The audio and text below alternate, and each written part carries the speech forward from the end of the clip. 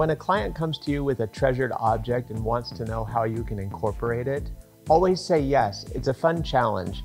I'm Erik Whitcraft, AIFT. Today I'm going to share with you how to create this beautiful autumnal centerpiece with some found objects. To get started, I'm using a footed pedestal bowl that I've set 2 bricks of floral foam pre-soaked with flower preservative into it.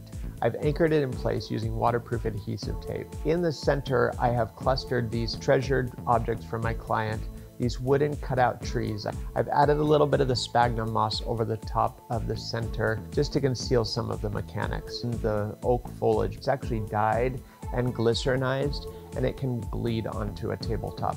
So I always put them on a wood pick. Here I have these natural little oak galls. So these are just a fun little texture, and I just tuck them right down into the center of the design, drawing your eye into the center of the arrangement. From there, I've added in the Cotinus foliage around the collar.